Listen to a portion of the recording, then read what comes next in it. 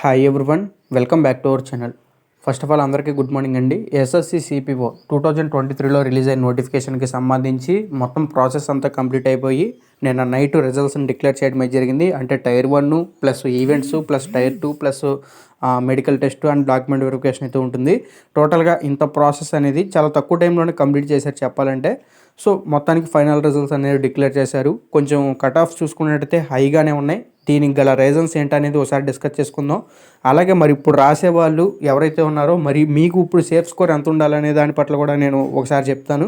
అలాగే ఈసారి కూడా కట్ ఆఫ్స్ అనేవి ఇలాగే ఉంటాయా అనేది ఒకసారి చూసుకుందామండి. ఓకే, వీడియోని ఎక్కడ స్కిప్ చేయకుండా చివరి వరకు చూడండి, మీకు చాలా యూజ్ఫుల్. అర్థమైందా? ఎవరైతే సిపిఓకి ప్రిపేర్ అవుతున్నారో అలాగే మీ ఫ్రెండ్స్ ఎవరైనా ప్రిపేర్ అయితే వాళ్ళకు కూడా షేర్ చేయండి, వాళ్ళకు కూడా ఇన్ఫర్మేషన్ అనేది తెలుసుకోవాలి కాబట్టి. ఓకే, ఇక మెయిన్ టాపిక్లోకి అయితే వచ్చేద్దాం. ఓకే ఫ్రెండ్స్, ఇక మెయిన్ టాపిక్లోకి చూసుకున్నట్టయితే మీ అందరికీ సిపిఓ మీద కొంచెం అవగాహన అయితే ఉంటుంది. సిపిఓ వచ్చేసి సబ్ ఇన్స్పెక్టర్ లెవెల్లో ఉద్యోగం అయితే ఉంటుంది. అంటే ఢిల్లీ పోలీస్లోను, అలాగే సిఏపిఎఫ్స్ అంటే central armed police forces, BSF, CRPF, CISF, SSB, ITBP వీటిలో కూడా ఎస్ఐ క్యాడర్ ఉద్యోగాలకు సంబంధించి వీటి ద్వారా నియామకం అయితే చేస్తారు. సో ఒకసారి ఇందులో చూసుకున్నట్టయితే ఇక్కడ పోస్ట్ కోడ్ ఏ అంటే మనకి ఢిల్లీ పోలీసులు ఎస్ఐ అని అర్థం, బి అంటే బిఎస్ఎఫ్లో ఎస్ఐ, సి అంటే సిఐఎస్ఎఫ్లో ఎస్ఐ, డి అంటే సిఆర్పిఎఫ్లో ఎస్ఐ, ఇలా రకరకాల పోస్ట్ కోడ్కి దానికి సంబంధించి డిపార్ట్మెంట్ అయితే ఉంటుంది. సో ఒకసారి అయితే చూసుకోండి, ఇక్కడ కట్ ఆఫ్స్ గమనించినట్టయితే ఒకళ్ళకి 330 ఉంది, అలాగే 310 ఉంది, 292 ఉంది, 334 ఉంది, 341 కూడా ఉంది. సో ఇవి ఏంటంటే చూసుకోండి, మీకే వదిలేస్తున్న కట్ ఆఫ్స్ అనేవి ఏ రేంజ్లోకి వెళ్ళినాయి ఒక్కసారిగా. అర్థమైందా? దీనికి గల కారణాలు ఏంటంటే మీకు ఫస్ట్ టైర్ 1 ఎగ్జామ్ అయితే ఉంటుంది కదా, ఈ టైర్ 1 ఎగ్జామ్ క్వాలిఫై అయిన తర్వాత మీరు ఈవెంట్స్కి వెళ్తారు. అర్థమైందా? మీకు ఫిజికల్ ఈవెంట్స్ కూడా కంప్లీట్ అయిన తర్వాత మీకు టైర్ 2 ఎగ్జామ్ ఉంటుంది. ఆ టైర్ 2 ఎగ్జామ్ వచ్చేసి ఓన్లీ ఇంగ్లీష్ మాత్రమే ఉంటుంది. అర్థమైందా? మనకి ఇంగ్లీష్ ఆబ్జెక్టివ్ టైప్లో ఆ ఎగ్జామ్ అయితే ఉంటుంది. ఓన్లీ ఇంగ్లీష్ సబ్జెక్టే. నీకు ఇంగ్లీష్లో గ్రామర్ పార్టు, వొకాబులరీ పార్టు, అలాగే ఇంగ్లీష్ కాంప్రహెన్షన్ వాటి మీద అడుగుతారు. అంటే మీకు ఇంగ్లీష్ కాంప్రహెన్షన్ అంటే ప్యాసేజెస్ అండ్ క్లోజ్ టెస్ట్ వాటి మీద క్వశ్చన్స్ అనేవి వస్తాయి. ఇక్కడ పక్కన టైర్ 2లో ఈ క్యాండిడేట్కి వచ్చిన మార్కులు కూడా ఇవ్వడమే జరుగుతుంది. ఒకసారి మనం ఏవైతే డిస్కస్ చేసుకున్నామో ఇప్పుడు 330 అని, 310, 292 ఇవి కేవలం లీస్ట్ కట్ ఆఫే. అంటే ఈ కట్ ఆఫ్కి పైబడి వచ్చిన వాళ్ళకి ఉద్యోగాలు వచ్చినాయి. ఓకే, వేకెన్సీస్ ఏమీ ఆపలేదు. మొత్తం 1870 ప్లస్ ఉన్నాయి సుమారుగా. మొత్తం అన్ని వేకెన్సీస్ ఫిల్ చేయడం అయితే జరిగింది. ఒక్క వేకెన్సీని కూడా ఎక్కడ ఆపడం అయితే జరగలేదు. అర్థమైందా? ఇదొకటైతే గుర్తుపెట్టుకోండి.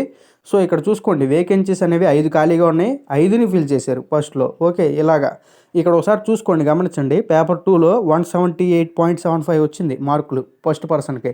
అంటే 178.75 అంటే ఒకసారి ఆలోచించండి గైస్ మీరు. ఓకే, అంటే కట్ ఆఫ్స్ అనేవి అంటే టైర్ 2 మీద అభ్యర్థులు ఎంత ఫోకస్ పెట్టి చదివారు అనేది. అంటే ఈ ఫిజికల్ ఈవెంట్స్ కంప్లీట్ అయిన తర్వాత వాళ్ళకి ఎలాగో తెలిసిపోయింది, ఫైనల్ మెరిట్లో మనం ఎక్కువ లాగాలంటే నెక్స్ట్ ఇంగ్లీషే ఉంది, ఇంగ్లీష్లోనే ఎక్కువ స్కోర్ గెయిన్ చేసుకోవాలని వాళ్ళకి తెలిసిపోయింది. ఇంకా ఇంగ్లీష్ మీదే పట్టుకున్నారు. 200కు గాను ఒక్కొక్కళ్ళు 178.5, 160లో, 158లో, 183లో, 186.25 ఇలా కట్ ఆఫ్స్ గెయిన్ చేయడం అయితే జరిగింది.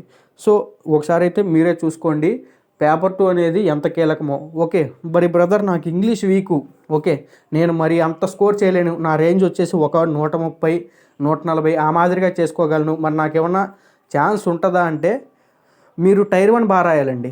అర్థమైందా? ఛాన్స్ ఉంటుందా అంటే ఉంటుంది. టైర్ 1లో స్కోర్ గెయిన్ చేసేయాలి. టైర్ 1లో వచ్చేసి మీరు 200కు గాను 170, 160 అలాగే 180 ఈ మాదిరిగా స్కోర్ గెయిన్ చేస్తే అప్పుడు మీకు ఇంగ్లీష్లో వచ్చేసి ఒక 130, 140 వచ్చినా కొంచెం మీరేంటంటే కొంచెం సేఫ్ జోన్లో పడినట్టే. అర్థమైందా? ఇదొకటైతే గుర్తుపెట్టుకోండి. మరి ఏది ఎలా ప్రిపేర్ అవుతారనేది అది మీ ఇష్టం, చూసుకోండి.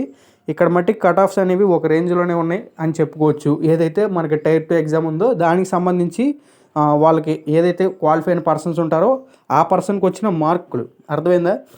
ఇక్కడ ఒకసారి చూడండి, 327, 328 ఇలా ఉన్నాయి కదా, ఇవన్నీ ఉద్యోగం రావడానికి గల లీస్ట్ కట్ ఆఫ్. ఆ కట్ ఆఫ్కి పైబడి వచ్చిన వాళ్ళకే ఇలా పేపర్ 2లో మార్కులు వచ్చినాయి అంటే అదే వీళ్ళకంటే ఎక్కువ మార్కులు వచ్చిన వాళ్ళకి వాళ్ళకి ఇంకెలా వచ్చి ఉంటాయి. ఓకే, ఇంగ్లీష్లో అర్థమైందా నేను చెప్పిన పాయింట్? ఓకే, ఇదొకటైతే గుర్తుపెట్టుకోండి. ఇదే లీస్ట్ కట్ ఆఫ్లు కదా వీళ్ళయే. అంటే ఈ పర్సన్కి ఇంగ్లీష్లో ఎలా వచ్చినాయి అంటే వీళ్ళకంటే ఎక్కువ మార్కులు. ఇప్పుడు 277 ఉందండి, ఈ 277కి లీస్ట్ కట్ ఆఫ్ అనుకోండి, అదే 300, 330 వచ్చే వాళ్ళు ఉంటారు కదా ఇదే కేటగిరీలో ఇదే పోస్ట్కి. మరి ఈ 142 ఈ పర్సన్కి వచ్చినాయి, మరి వాళ్ళకి ఎంత వచ్చి ఉంటుంది? ఒక 160, 170 ఇలా కూడా వచ్చి ఉంటాయి కదా. సో అర్థం చేసుకోండి మీరు, కట్ ఆఫ్స్ అనేవి ఎలా ఉంటున్నాయి ఏంటి అనేది. సో సిన్సియర్గా ప్రిపేర్ అవ్వండి, బాగా ప్రిపేర్ అవ్వండి. అలాగే దీనికి సంబంధించి సిపిఓకి సంబంధించి కూడా మనం గైడ్ చేయడం అయితే జరుగుతుంది. మీకు దీనికి సంబంధించి సిలబస్ పైన ఏమైనా వీడియోస్ కావాలంటే డిస్క్రిప్షన్లో ఇస్తాను, ఒకసారి అయితే చెక్ చేయండి. ఓకే, ఇప్పుడు ఒకసారి హై కట్ ఆఫ్స్కి గల రీజన్ ఏంటి అనేది ఒకసారి మాట్లాడుకుందాం. మెయిన్గా ఒక 2 రీజన్స్ అయితే చెప్తాను. మెయిన్ రీజన్ ఏంటంటే ఫస్ట్ మీకు మెయిన్ ఇంగ్లీష్ అయిపోయిందండి టైర్ 2లో. అదే మీకు అర్థమెటిక్, రీజనింగు, జీకే అండ్ జెస్ ఇంగ్లీషు ఉంటే ఇంత మాదిరిగా ఉండకపోవచ్చు కట్ ఆఫ్ అనేది, కొంచెం తగ్గి ఉండొచ్చు. ఎందుకంటే 4 సబ్జెక్టుల మీద అభ్యర్థి అనేవాడు ఫోకస్ చేయాలి. అలాగే ఒక్క ఇంగ్లీష్ అయిపోయింది కాబట్టి ఇక ఎలాగో తెలిసిపోయింది ఇంగ్లీషే చదవాలి ఒక్క సబ్జెక్టే. చూడండి ఒకసారి, ఒక నెలలో 200 మార్కులకి ఉన్న పేపర్ని ఒక్క నెల గట్టిగా పట్టుకుంటే ఇంగ్లీషు సాధించలేమండి మార్కులు. సో ఇదొక మెయిన్ రీజన్. ఇంకోటి రీజన్ ఏంటంటే ఎన్సీసీ బోనస్ మార్కులు. ఇక్కడ ఎన్సీసీ బోనస్ మార్కులకి చాలా మంచి బెనిఫిట్ ఉంది సిపిఓలో. ఎన్సీసీ ఏ ఉంటే మీకు పేపర్ 1లోను పేపర్ 2లోను రెండింటికి 2% చొప్పున బోనస్ మార్కులు యాడ్ అయ్యి మీకు ఫైనల్ మెరిట్లో 8 మార్కులు అయితే కలుస్తాయి.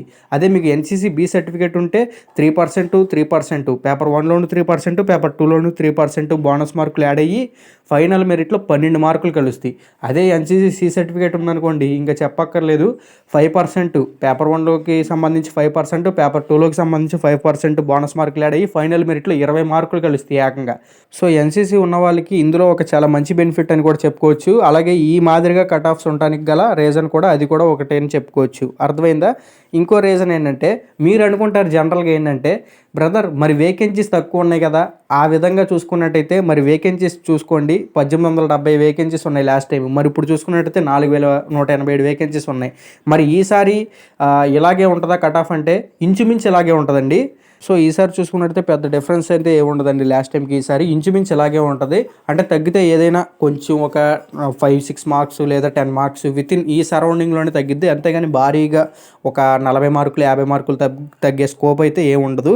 మీరు సిన్సియర్గా ప్రిపేర్ అయ్యే క్యాండిడేట్స్ అయితే ఈ కట్ ఆఫ్స్ని మైండ్లో పెట్టుకునే ప్రిపేర్ అవ్వాలి. అంతేగాని తగ్గిద్దిలే వేకెన్సీస్ ఎక్కువ ఉన్నాయి ఈసారి అన్న మైండ్ సెట్తో ప్రిపేర్ అవ్వద్దండి. ఖచ్చితంగా అలా అయితే మీరు లాస్ అయ్యే ఛాన్సెస్ అయితే ఉన్నాయి. ఇది నా ముందు జాగ్రత్త, అంటే మీకు చెప్తున్న ముందు జాగ్రత్త, హెచ్చరిక అనుకోవచ్చు. అర్థమైందా? అలాగే సేఫ్ స్కోర్ ఎంత ఉండాలి అనే విషయం మాట్లాడుకున్నట్టయితే, పైగా ఈసారి సేఫ్ స్కోర్ వచ్చేసి ఆల్రెడీ నేను సేఫ్ స్కోర్ మీద మొన్న ఒక వీడియో చేయడం అయితే జరిగింది. అంటే మీకు ఫైనల్ రిజల్ట్ వచ్చినప్పుడు అప్పుడు ఒకసారి మళ్ళీ సేఫ్ స్కోర్ పైన వీడియో చేస్తానని చెప్పడం అయితే జరిగింది. ఒకసారి ఇప్పుడు సేఫ్ స్కోర్ గురించి మాట్లాడుకున్నట్టయితే, ప్రజెంట్ ఇప్పుడున్న కట్ ఆఫ్స్ ఏ మాదిరిగా అయితే ఉన్నాయో అది మీ సేఫ్ స్కోర్గా పెట్టుకోండి. డెఫినెట్గా మీరు గెయిన్ అవుతారు. ఓకే, ఎందుకంటే మనకి వేకెన్సీస్ కూడా మంచిగా ఉన్నాయి కాబట్టి కొంచెం మీరు ఈ యొక్క కట్ ఆఫ్స్ లాస్ట్ టైం ఏదైతే ఇప్పుడు మనం డిస్కస్ చేసుకున్న కట్ ఆఫ్స్ పెట్టారో మనకి మీరు ఈ సేఫ్ స్కోర్ పెట్టుకున్నట్టయితే ఖచ్చితంగా గెట్ ఇన్ అయిపోతారు సిపిఓలో. పైగా ఈసారి సిఐఎస్ఎఫ్ సెంట్రల్ ఇండస్ట్రియల్ సెక్యూరిటీ ఫోర్స్లో ఎస్ఐ పోస్టులు కూడా ఎక్కువ ఉండడమే జరిగింది. మిగిలిన వాటితో కంపేర్ చేస్తే వీటిలోనే ఎక్కువ ఉన్నాయి సిఐఎస్ఎఫ్లో. మొత్తానికి మీ డౌట్స్ అన్ని క్లారిటీ అయింది అనుకుంటున్నాను. మీకు ఏమైనా డౌట్ ఉంటే కామెంట్ చేయండి. అలాగే సిపిఓ రిజల్ట్స్కి సంబంధించి డిక్లేర్ చేశారు కదా, మీకు కానీ మీ సరౌండింగ్స్లో కానీ ఎవరికైనా జాబ్ వస్తే కింద కామెంట్ చేయండి. మళ్ళీ నెక్స్ట్ వీడియోలో కలుసుకుందాం. అంతవరకు గుడ్ బై, జై హింద్.